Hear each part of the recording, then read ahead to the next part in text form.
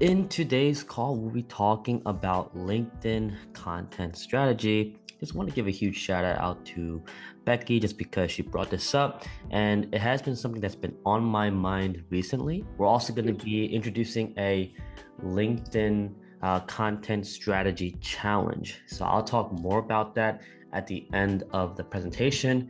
But without further ado, hold off all questions till the end, and we're going to dive straight into it. So I'll be sharing my screen just to show you my deck and talk about how LinkedIn content strategy can really improve your business. So as you guys may know, LinkedIn is one of those things that's been on the trend ever since COVID. Ever since COVID happened, meeting people and attending these network events have significantly dropped. It's on the rise again just because COVID has kind of eased off a little bit. But the past 2, 3 years, it's been a different world. We had to adjust and it's worked really well. And I don't think a lot of aspects of what we had to adjust to are not going to change. It's not going away. If anything, it might be better. Like I said before, at the end of this presentation, we have a LinkedIn challenge that you are free to participate if you'd like. If not, no worries. There's no monetary gain out of this. I'm not going to give you monetary value for participating. The only benefit you're getting out of this challenge is really practicing and being disciplined in being a content creator and networking and being more knowledgeable in LinkedIn. And to be honest, to be more knowledgeable in LinkedIn, you have to participate and you have to really practice and put your time, dedication, and energy towards it, because that's the only way to get better. And to be quite honest, I'm not an expert at LinkedIn. If anything, I'm more so into Facebook and Instagram. And I know for a fact, in order for me to grow, in order for my business to grow, in order to help scale my cleaning business grow, I have to have LinkedIn locked down and really not perfect, but striving to be perfect. So I'm also going to be participating in this LinkedIn challenge as well, because it's going to keep me accountable. But without further ado, let's dive straight into it. So let's talk about LinkedIn facts. We all know LinkedIn's important, but how important is it? Can LinkedIn really help my business? Is LinkedIn really the best business to business platform? And what do other people think about it? And in the next slide, I'm going to tell you exactly what LinkedIn is capable of. So did you know that LinkedIn has an exponential trend going on in terms of active users? Just last year, it was just about 700 or so million active users. This past quarter alone, it has skyrocketed to 875 million active users. A lot of you guys already have LinkedIn. So in a sense, you guys are kind of like the pioneers, because LinkedIn is celebrating its 20th anniversary this year. So in relative to Instagram, Facebook, Yahoo, all those other platforms, it's relatively young. So there is still time of getting practice on it, becoming a pro at it before, I don't want to say before it's too late, but before it's too saturated. And yes, it has been voted the best business to business platform. And it's also voted to be the most communicative, the most profitable, the most safe, the most reliable, and also the most informative.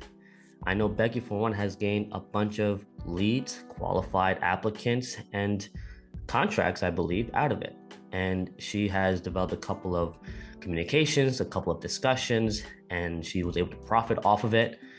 She hasn't mentioned it, but LinkedIn is more comfortable to her. It's more approachable to her because Instagram and Facebook, yes, it has business to it, but Instagram and Facebook was not built and developed to be business related. It just molded to be that way. You guys all remember the time where Instagram was about sharing your pictures, sharing your videos, sharing a picture of your dog or your baby, but it was never meant to become this business oriented market. And because of that, the algorithm is really strict and really harsh on a lot of the users. And oftentimes it's not your fault. But LinkedIn, it's built to be able to talk to other businesses. It's built to talk to other people as in like business and companies. So it's safer, it's more reliable, and of course it's going to be more informative. And if you're a LinkedIn user and you have a business page, pages who post weekly have a 5.6 increase in more followers than those posting monthly. So if you have a business page and you're posting monthly or you're posting sporadically without a consistent schedule, then the chances of you gaining more followers, gaining more connections are going to drop. Because like all the other social media platforms and algorithms, consistency is key. A lot of algorithms may be a little different from one another. LinkedIn is definitely different from Instagram and Facebook. If anything, Facebook and Instagram are more alike. LinkedIn, you have to be more careful with. You have to be professional and you have to be consistent. That is the key. And you may have never heard this term before, but newsletter subscriptions have risen to 150 million active subscriptions in just this quarter alone. So I'll talk more about what newsletters are and how newsletters can help your business in LinkedIn. And like I said before, in all of my trainings, every business owner and entrepreneur is going to be a content creator. If you're a business owner or an entrepreneur, you have to be a content creator. So when I say 77% of content creators say that LinkedIn is the best engaging platform, that doesn't mean all these influencers and these young teenagers taking selfies and talking about the millions of dollars they just got in that one day. Content creators are, unfortunately, those types of influencers, as well as people like you and I. The best way to market yourself is to put yourself out on social media. It doesn't really have to be your face, but it has to be your brand. It has to be who you are. You have to showcase that because everyone is online. That's the rule of thumb for marketing. You post who you are, what your brand is, what you're all about in front of the place where your audience is located. That's pure marketing. And in order to do that, you have to be somewhat of a content creator to do that. So now let's talk about the types of content you can post onto LinkedIn. So here are the types of content that we're going to talk about and dive into. And these are the content. So we have regular post, text and image-based post. We have native videos. So I'll talk to you about what a native video is and how that differs from any other regular video. We're also going to be talking about live videos. We'll be talking about articles. And like I promised before, we'll be talking about newsletters. And of course, carousels, which I've probably mentioned multiple times on my other previous trainings. So let's talk about the deeper aspects of what each of these are. So for post and text/image based posts, they got to be short and they have to be impactful. And impactful doesn't have to be beautiful AI generated art. It can be. That's definitely going to stop somebody from continuously scrolling. But if you're going to have a text-based post, the rule of thumb is like 4 lines, 4 separated lines. Anything longer should be an article, it should be a newsletter, or it should be a carousel, which is going to be broken up, which I'll talk more about later. But if you're going to have a text-based post, text-based content, it's got to be short, it's got to be impactful, it's got to hook them in. It has to service your audience. So if you want to talk about yourself, unfortunately, that's not going to reel people in unless you word it really right. But none of us are amazing copywriters. None of us are ads guys. None of us are authors. We're not all J.K. Rowling here. So we have to be able to hook them in by answering a question. So we answer a question, we hook them in, and if you really want to talk about yourself, you could put that in the next couple of lines, but that risks the chance of people not being able to read what you have to say. So if it's a text-based post, it has to be short, has to be impactful. If it's an image, it's got to be something that is absolutely going to stop them from scrolling. Now, I'm not asking you cleaners to take a picture of something graphic and nasty and disgusting, and then something right after that. What you can do is post something that your audience sees all the time. Like, for example, for residential residential homeowners, I should say, watermarks. No one really knows how to get rid of watermarks on their desk. So if you want to like post some exaggerated watermark on their desks or any stains that are just really weird, your text along with that image can be how to get rid of watermarks. This is how to clean this. Do you know what these are? Something that'll really draw them in and really analyze and observe the picture.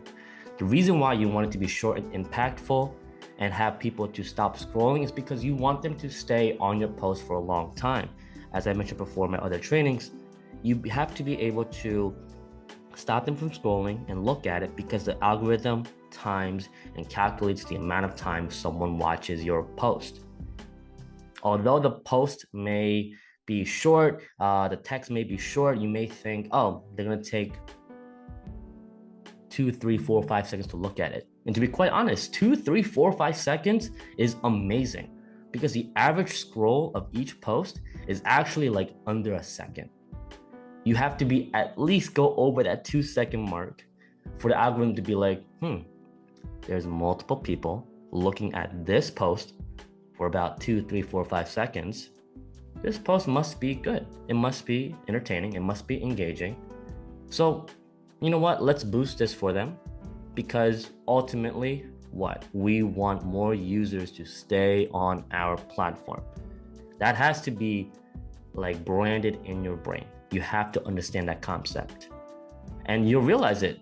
If you look at your For You page, if you guys have TikTok or Instagram, your TikTok feed, your Instagram feed is gonna look different from mine, because I look at stuff that you may not look at, and you may look at stuff that I may not look like. So I'm gonna have less of what you like and more of what you guys don't really look for, because we have different preferences, right? So ultimately, what I wanna say about impactful images is it has to be good quality.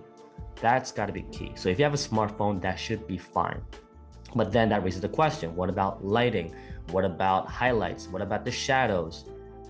You guys are living in a world of digital marketing. You've seen what good pictures look like.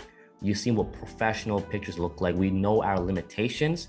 Just make it good. Can the audience see what we want to see? Now, ideally, a picture is not the same as a video. A picture is not the same as, in person looking at something. They can't smell through the phone, which we had a conversation about our last training. Although you can't smell it, although you can't really feel it, try to capture that as best as you can through a photo. And I will give you guys some reference links on how to do that more, but hopefully that makes sense. It's gotta be short, it's gotta be impactful. Now let's talk about native videos. So if we were to break down the definition of native video, you have to break down what native means. Native means in its original state. Native means from where it's supposed to be. Native. So if you're gonna post a video, upload it straight onto LinkedIn. Do not put a Vimeo link, do not put a YouTube link, do not put a TikTok link, for God's sake, because it's gonna take them off of the platform. If you're gonna upload a video, it has to be uploaded straight into LinkedIn, and it should be under 2 minutes long. 3 minutes is a stretch, but you can do it under 3 minutes as well.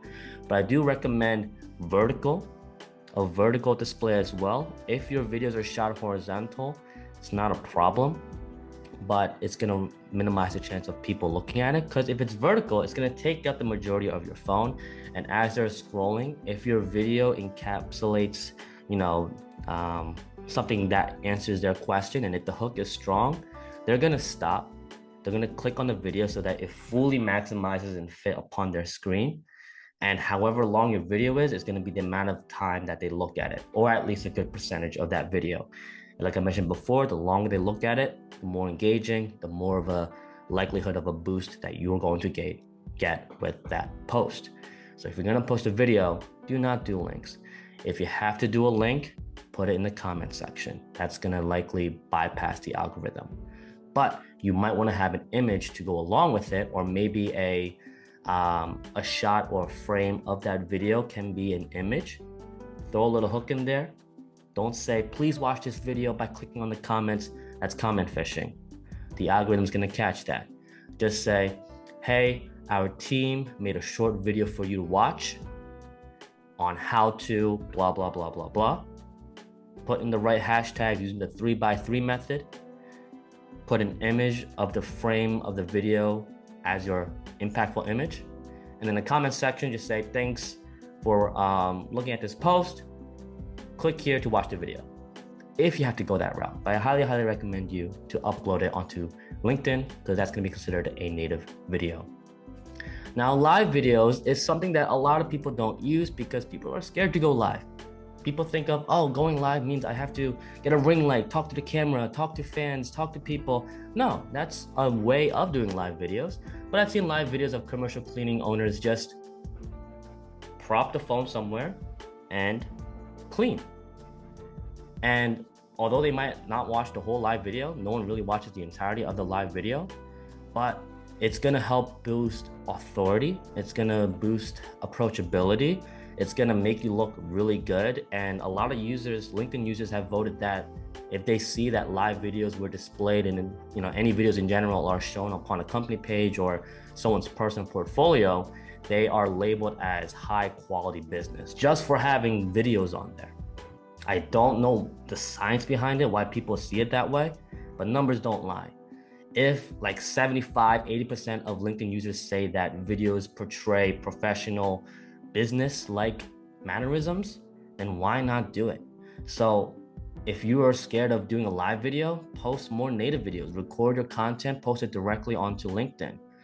If you don't have a lot of short form content like that and you have a lot of time lapses, or if you know that you're about to clean the warehouse floor that's extremely mucky and dirty and you don't have time to walk around and clean, just prop your phone somewhere or prop another phone somewhere and just record it and just go live.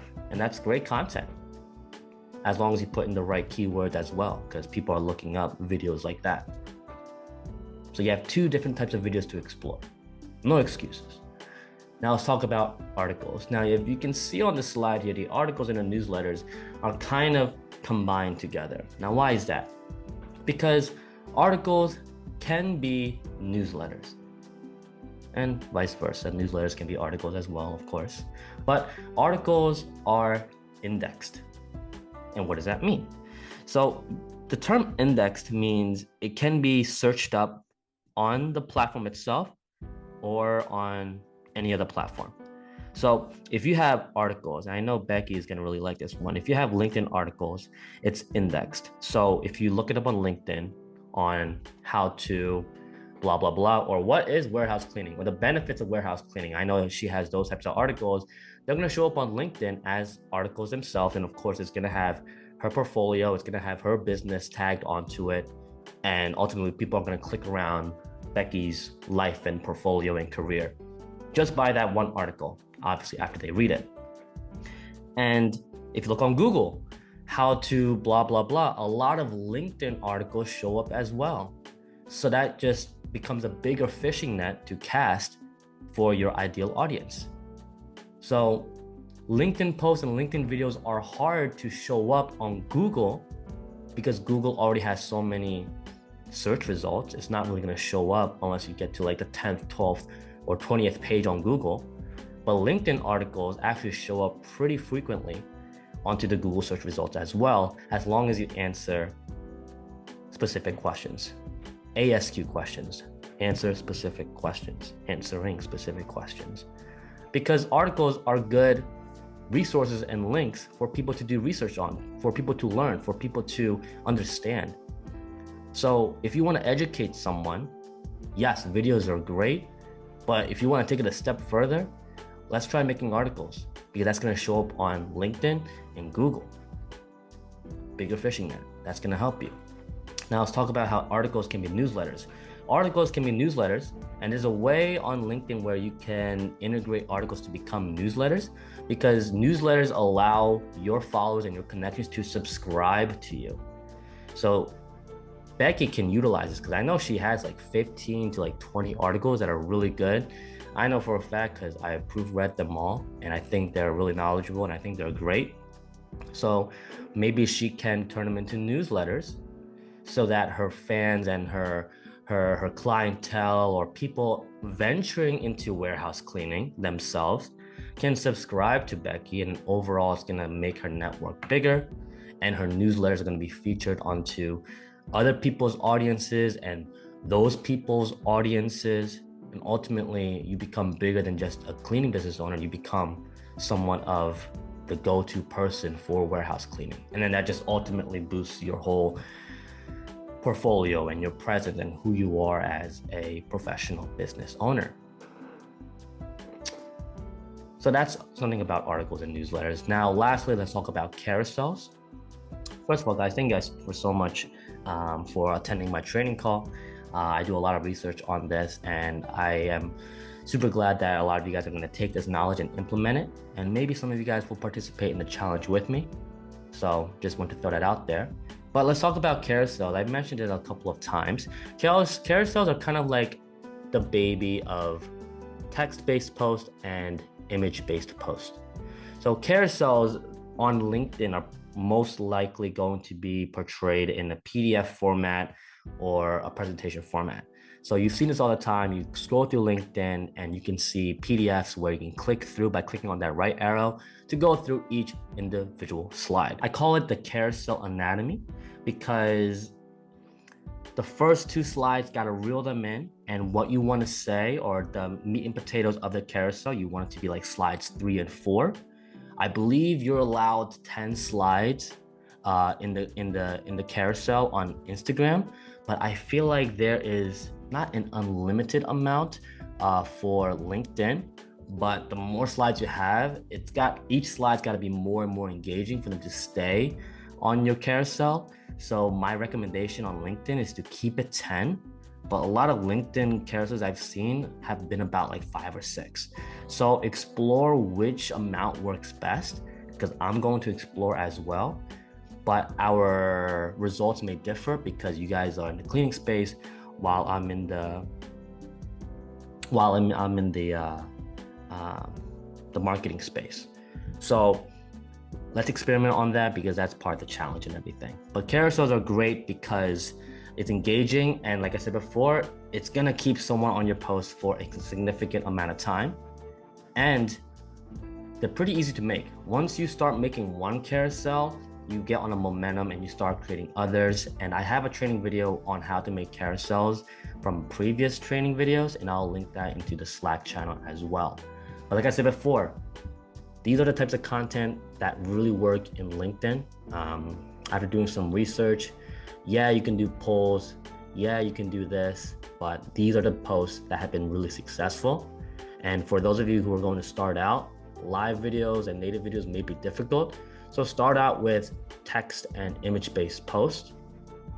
Articles may take some time. So start off maybe doing an article every 2 weeks. Tell yourself to make an informative and in-depth article bi-weekly. And then once you get in the groove, you'll see that you'll be making stuff weekly. And then once you make those articles, immediately make them into newsletters. Because once you make them into newsletters, it's going to give the option of someone to subscribe and follow you for more content like that. And of course, if you're going to do posts of text and image, have a couple carousels. You know, I tell people all the time, if you're going to do a carousel, do like one a week. Just do one a week, because that's going to help your algorithm, and it's not going to be too repetitive to the point where people don't want to view it. So those are the types of content to look for. And at the end of the presentation today, we're also going to go through my LinkedIn, and I'm going to show you exactly what I'm thinking of every time I scroll through my feed. So let's talk about the LinkedIn challenge. And like I said before, I'm going to update my progress, and hopefully I see your guys' progress on Slack as well. So pretty much the LinkedIn challenge is going to be taking place in May, because I think it's too late to do this challenge in April. But I'm going to do consistent postings. I'm going to do 2 posts every week, the work week, which is going to be 5 days. That's going to be 10 posts per week for 4 weeks, which is going to be 40 postings in May alone. And I told myself that I'm going to make a connection per day. So that's going to be 30 plus connections in the month of May, and I'm going to gain 30 followers. I'm also going to be making articles and trying to make them into newsletters and seeing the progress on that, and then putting my in-depth research and analysis every week on Slack so that you see my progress. And if I'm able to do it, that only shows that you guys can do it as well. I just prefer that you guys do it with me. So let's dive in to exactly what I'm talking about. So this is my LinkedIn page. I really want to be able to update my LinkedIn portfolio, and I should do that sometime very soon. But this is a carousel that I'm talking about. So Chris Do is one of my biggest heroes. He's really helped me.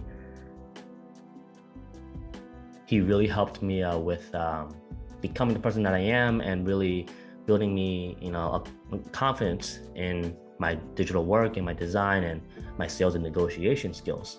So he brings you in by saying living on purpose is never too late to become the person you were meant to be. That's a problem and obstacle that a lot of people face. And since he's already built this, repertoire and this history of just helping people are going to read it. And this is a carousel, which is a PDF file. So obviously, like I said, the first 2 slides are going to reel people in. Asking questions, people want to know the answers. People are like, okay, what's the answer, Chris? What's the answer? What are the 3 regrets of dying? Boom, he gives you the meat and potatoes. And then there's probably gonna be a call to action at the very end. Yep, like and follow for more. And always show your face or your company brand and content so that it becomes a brand.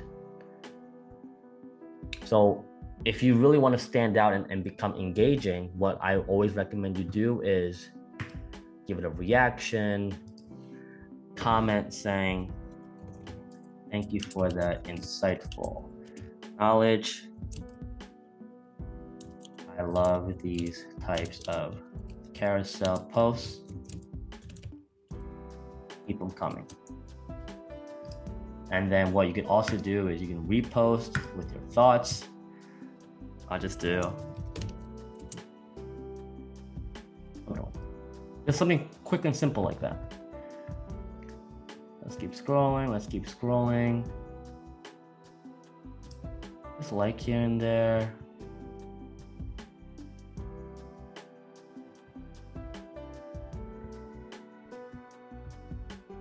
As you can see, it's a lot of digital marketing, philosophy, mindset stuff that I have on LinkedIn.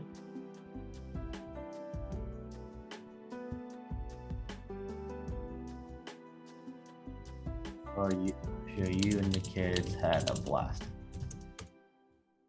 So, because the reason why I do is because if you comment, like, and share, it's gonna really show LinkedIn that you are indeed a engaging user, and LinkedIn loves that. So every time you will post something, they're gonna help you out because they want you to be successful, because they know that if you are an engaging user and you post but you get very little likes, views, and engagement and connections, it's defeating, it hurts, and it's really, really annoying.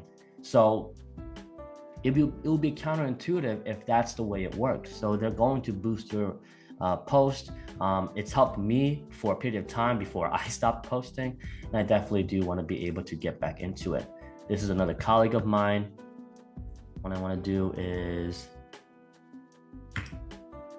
change up your reaction from time to time. It makes you seem like you're not spamming.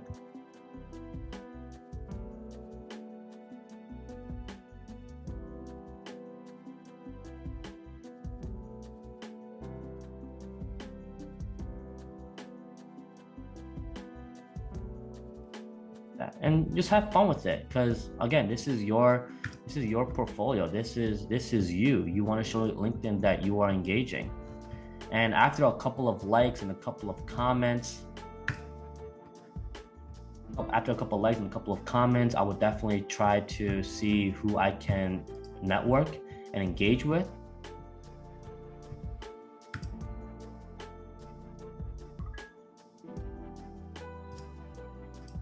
You will get a lot of spams and marketing stuff. Let's see who we have here. I'm a basketball fan.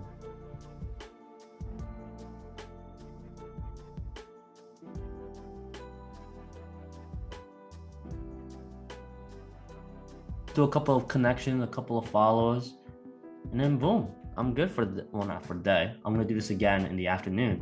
So you see how this sort of practice can really become habitual. It can become a part of your daily activity. Obviously, you do want to spend a day where you bulk content, meaning you create content in one sitting. So you do have to dedicate that.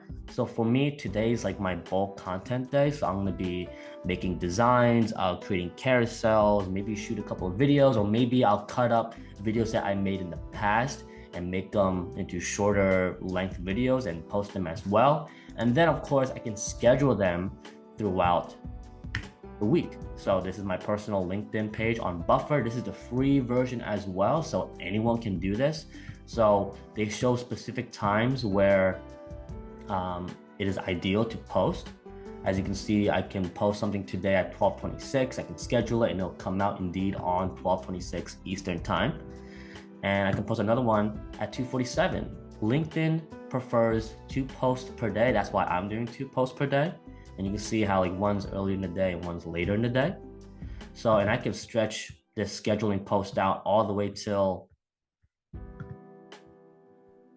I don't think it's forever, but it seems like I can schedule them in a couple months in advance. So I would recommend scheduling a couple, weeks in advance. And then once you get the results, you can spend that time instead of creating more content, but you can start engaging, commenting, creating relations, and creating conversations on LinkedIn as well. This LinkedIn challenge may seem overwhelming at first, but you're really just overwhelmed with the content part of things. If I were to tell you, if you had your content already set and ready to go, wouldn't this LinkedIn challenge be a lot easier?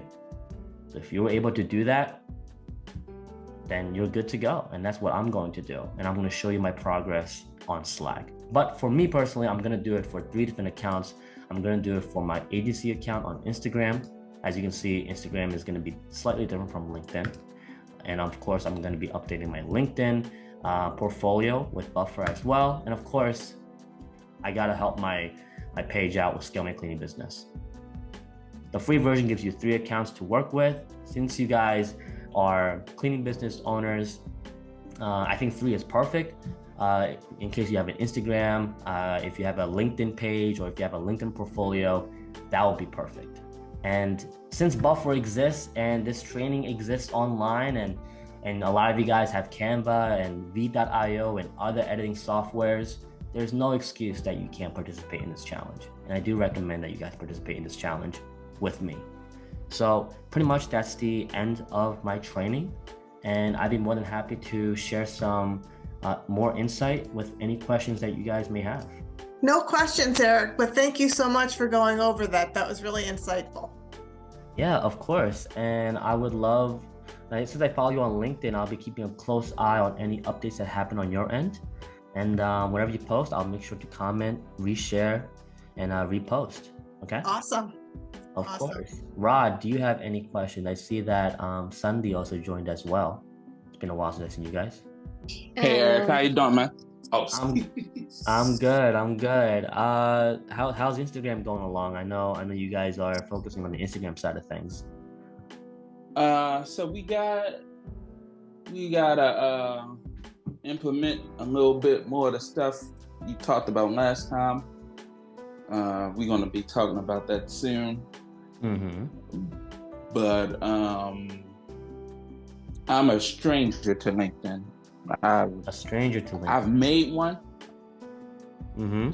Yeah, I never really used it at all.